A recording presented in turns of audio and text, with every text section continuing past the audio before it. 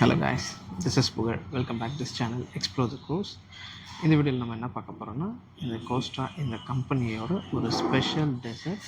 So அந்த dessert என்ன, அதை எப்படிலாம் நாங்கள் ப்ராசஸ் பண்ணுறோம் எப்படின்றத இந்த வீடியோவில் பார்க்க போகிறோம். வாங்க வீடியோக்குள்ள போகிறோம். இதுதாங்க நான் சொன்ன டெசர்ட், எக்ஸ்போஷன் தி மந்தரினோ. இந்த டெசர்ட் பார்த்திங்கன்னா கோஸ்டாவோட ரொம்ப ஃபேமஸான டெசர்ட்.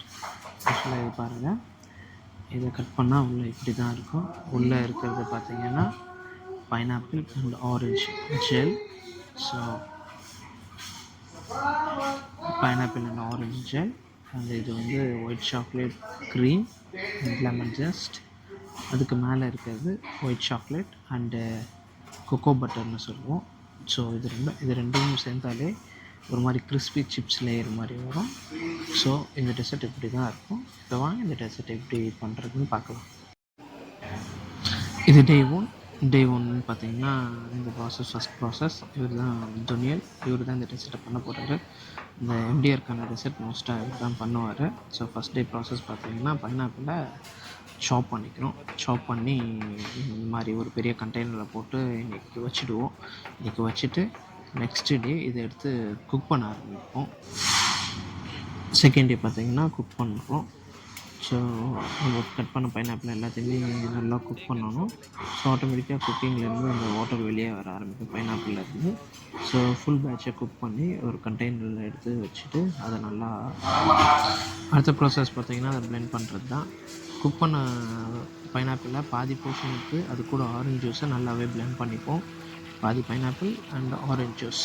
ஸோ அதை நல்லா பிளெண்ட் பண்ண ஆரம்பிச்சிட்ட பிறகு மீதி போர்ஷன் என்ன பண்ணுவோம்னா இது கூட வந்து மிக்ஸ் பண்ணுவோம். இது பேலன்ஸ் இருக்க போர்ஷன்.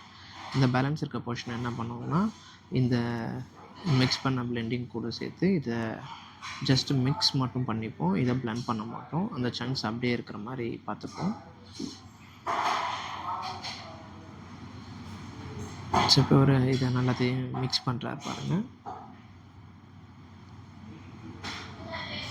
இப்போ இந்த மிக்ஸ் பண்ணதை ஒரு ரவுண்டு மோல்டில் அதை சின்னதாக ஃபில் பண்ணுவோம். இந்த டெக்ஸ்சர் பார்த்திங்கன்னா நல்லா அந்த ஜெல்லி டெக்ஸ்சராகவும் இருக்கும், பைனாப்பிள் சங்க்ஸும் இருக்கும். இதுதான் அந்த மோல்டு. இந்த மோல்டில் இது எல்லாத்தையுமே ஃபில் பண்ணி ஓவர் நைட்டு ஃப்ரோசனில் வைப்போம்.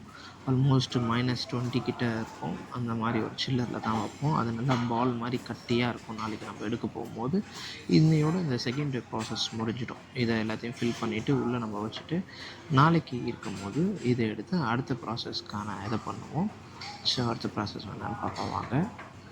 ஆக்சுவலாக 2 சைஸ் மோல்டு. இது ஒரு சின்ன மோல்டு, ஃபில்லிங்காக வர மோல்டு. இதோட இன்னொரு சைஸ் பெரிய மோல்டு இருக்கும்.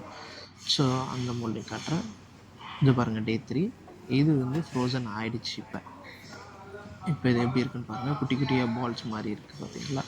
இது வந்து வெளியே வச்சா உடனே மெல்ட் ஆகிடும். ஸோ அதனால் எவ்வளோ சீக்கிரம் டிமோல்ட் பண்ணணுமோ பண்ணிவிட்டு சீக்கிரம் நாங்கள் இதை எடுத்து உள்ள ஃப்ரீசர்லேயே போட்டுருவோம். அதுக்கடுத்தது க்ரீம்லாம் ரெடி பண்ண பிறகு தான் இதை எடுத்து வெளியே எடுப்போம். சரி, அடுத்த ப்ராசஸ் பார்க்கலாம். இப்போ நெக்ஸ்ட் ப்ராசஸ் பார்த்திங்கன்னா க்ரீம் ரெடி பண்ணுற ப்ராசஸ் தான். இதுக்கு 4 இன்க்ரீடியன்ட்ஸ். ஃபஸ்ட்டு இன்க்ரீடியன்ஸ் பார்த்திங்கன்னா lemon and Lime just use பண்ணிப்போம். இது நல்லா ஜஸ்ட்டு பீல் பண்ணி ஜஸ்ட் யூஸ் பண்ணிப்போம். ரெண்டாவது இன்க்ரீடியன்ஸ் பார்த்திங்கன்னா சாக்லேட். இதுக்கு ஒயிட் சாக்லேட் யூஸ் பண்ணுறோம். இந்த ஒயிட் சாக்லேட் நம்ம யூஸ் பண்ணுறது பார்த்திங்கன்னா கேலிபி சாக்லேட் தான் யூஸ் பண்ணுறோம், Belgium chocolate. So fourth ingredients பார்த்திங்கன்னா க்ரீமை பாயில் பண்ணிப்போம். க்ரீமை பாயில் பண்ணி இது எல்லாத்தையுமே மிக்ஸ் பண்ணுவோம்.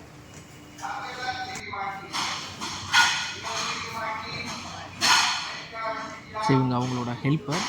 ஸோ அவங்க இந்த வேலையெல்லாம் பண்ணுவாங்க. ஸோ இன்னொரு இன்க்ரீடியன்ஸ் பார்த்திங்கன்னா நம்மளுக்கு ஜெலட்டின் லீஃப் யூஸ் பண்ணுவோம். இந்த இடத்துல நம்ம ஊரில் பார்த்திங்கன்னா நம்ம பவுடர் ஃபார்ம் கிடைக்கும். இங்கே வந்து லீஃப் தான் யூஸ் பண்ணுவோம். ஸோ 4 இன்க்ரீடியன்ட்ஸ், லெமன் ஜஸ்ட், அதுக்கப்புறம் அந்த க்ரீம். ஆக்சுவலாக நம்ம விப்பிங் க்ரீம் தான் இது. விப்பிங் க்ரீம் நல்லா பாயில் ஆன பிறகு எல்லாத்தையுமே போட்டு மிக்ஸ் பண்ணிப்போம். சாக்லேட் இப்போ பார்த்திங்கன்னா பாயில் ஆகிடுச்சு க்ரீம். அதில் லெமன் ஜஸ்ட் ஆட் பண்ணிட்டோம். இப்போ இது கூட ஆட் பண்ணுறோம். இந்த க்ரீம் ஆட் பண்ணி இது கூட ஜெலட்டின், இந்த ஹீட்டில் இருக்கும்போது ஜெலட்டினையும் போட்டு இது நல்லாவே மிக்ஸ் பண்ணிப்போம். ஜெலட்டின் போடுறது எதுக்குன்னா நல்லாவே செட்டாக இருக்கிறதுக்காக. ஏன்னா மோல்டு நம்ம ஃபில் பண்ணுவோம். இதை இங்கே நம்லாக்கான்னு சொல்லுவோம். இதை நாளைக்கு எடுத்து அப்படியே போட்டு மிக்ஸ் பண்ணுவோம். இப்போ பாருங்கள், இது லிக்விடாக இருக்கும். ஓவர் நைட் இது ஃப்ரிட்ஜில் இருந்த பிறகு இது ஒரு மாதிரி கட்டியான ஸ்ட்ரக்சராக மாறிடும். இதை எடுத்துகிட்டு நம்ம அப்படியே மிக்சரில் போட்டோம்னா ஆட்டோமேட்டிக்காக நம்ம க்ரீம் மாதிரி விப் ஆகி வரும். நம்ம ஊரில் ஆனால் அப்படியே டைரெக்டாக யூஸ் பண்ணுவோம். இங்கே பாருங்கள், இது நம்ம நேற்று வச்சது செகண்ட் டே ப்ராசஸ். இன்றைக்கி தேர்ட் டே ப்ராசஸில் இது எப்படி கர்ட் ஸ்ட்ரக்சர் இருக்கும், இதை விட நல்ல இதுவாகவே இருக்கும். ஸோ இப்போ இதை போட்டு இதை மிக்ஸ் பண்ணால் இந்த பவுல் ஃபுல்லாக வந்துடும். இது வந்த பிறகு இப்போ நம்ம பார்த்தோம்ல, அதில் ஒரு பெரிய சைஸ் மோல்டு, அதோட ஒரு கொஞ்சம் பெரிய சைஸ் மோல்டு இருக்கும். அது ஃபில்லிங், இது அதுக்கு மேலே வர கவர் பார்த்தாலே தெரியும் உங்களுக்கு, கொஞ்சம் பெருசாக இருக்கும். இந்த க்ரீமை அதில் வந்து பாதி ஃபில் பண்ணிவிட்டு அடுத்தது இந்த பைனாப்பிள் அந்த ஜெல் இதை பவுலில் திருப்பி உள்ளே இன்சர்ட் பண்ணுவோம். அப்போ பார்த்தீங்கன்னா டபுள் லேயர் உங்களுக்கு நம்ம அந்த வீடியோவில் பார்த்த மாதிரி உள்ள ஜெல், அதை சுற்றி மேலே க்ரீம், இப்படி தான் இருக்கும். இதை முடிச்சுட்டு இதை நல்லாவே க்ளீன் பண்ணிப்போம். ஃப்ளாட் பண்ணி உள்ளே இந்த பபுள்ஸும் இல்லாமல் ஃப்ளாட் பண்ணி அழகாக எடுத்துப்போம். இன்றைக்கி ஃபைனல் டே ப்ராசஸ். இதை பாருங்கள், நம்ம இது எப்படி இருக்குது பாருங்கள். எல்லாமே ஃப்ரோசனில் இருந்துட்டு வரும்போது உள்ளே ஜெல் இருக்குது, மேலே அதை சுற்றி க்ரீம் இருக்குது. இப்போ இது என்ன பண்ணுவோம், அந்த ஷேப், இப்போ நம்மளுக்கு அந்த orange shape final ball shape கிடச்சிருச்சு. இது எல்லாமே இந்த டூத் பிக்கால் ஸ்டிக் பண்ணிப்போம். இந்த ப்ராசஸ் கொஞ்சம் வேகமாக பண்ணுவோம், ஏன்னா கொஞ்சம் டைம் ஆனாலும் இது எல்லாமே மெல்ட் ஆக ஆரம்பிச்சிடும். ஸோ எவ்வளோ சீக்கிரம் பண்ண முடியுமோ அவ்வளோ சீக்கிரம் பண்ணுவோம். ஸோ இப்போ என்ன பண்ணுவோம், இது டிப் பண்ணுறது பார்த்திங்கன்னா white chocolate and cocoa butter. இது என்ன ஆகும்னா கொஞ்ச நேரத்துலேயே இது ஒரு ஷெல் மாதிரி ஃபார்ம் ஆகிடும். ஸோ நல்லா ஹார்டாகிடும். இது வந்து தான் உள்ளே இருக்கிற க்ரீமையும் ஜெல்லையும் ப்ரிவெண்ட் பண்ணோம். ஏன்னா கொஞ்சம் நேரத்தில் ஹார்டான பிறகு அது நல்ல ஒரு பால் ஷேப்டாக மாறிடுது. பாலை சுற்றி ஒரு ஹார்டாகிறதுனால அது மீதி வந்து உள்ளே மெல்ட் ஆகாமல் ஓரளவுக்கு அது தாக்கு பிடிச்சோம். கொஞ்சம் நேரம் டெம்பரேச்சர் மெயின்டைன் பண்ணுறதுக்கு. அடுத்தது கிளேஸ். இதோட கிளேஸ் எப்படி பண்ணுறது நான் உங்களுக்கு அடுத்த ஒரு வீடியோ சென்ட் பண்ணுறேன். ஸோ இதை கிளேஸ் பண்ணிவிட்டு ஆல்மோஸ்ட் இப்போ ஃபைனல் ப்ராசஸ் முடிஞ்ச மாதிரி வந்துடுச்சு பாருங்கள். ஸோ இந்த ஆரஞ்சு கலர் ஷேப் வந்துடுச்சு. ஸோ ஒரு டிப் பண்ணி இது பண்ணாங்கன்னா இன்னொருத்தவங்க என்ன பண்ணால் அதை பிளேட்டிங்க்கு மாற்றுவாங்க. ஸோ இப்படி தான் இதை பிளேட் பண்ணுவாங்க.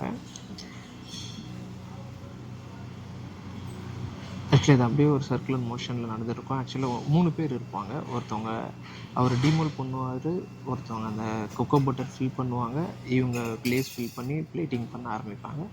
ஸோ இதுதான் ஆக்சுவலாக ஒரு ட்ராலி. இந்த ஒரு ட்ராலியில் ஒரு 68 பிளேட்ஸ் இது மாதிரி வைக்கிற மாதிரி இருக்கும். இந்த மாதிரி இது ஒரு 24 ட்ராலிக்கு மேலே நம்ம பண்ணுற மாதிரி இருக்கும். ஸோ கெஸ்ட்டு டிபெண்ட்ஸ் அப்பான கெஸ்ட்டு ஏற்ற மாதிரி தான்.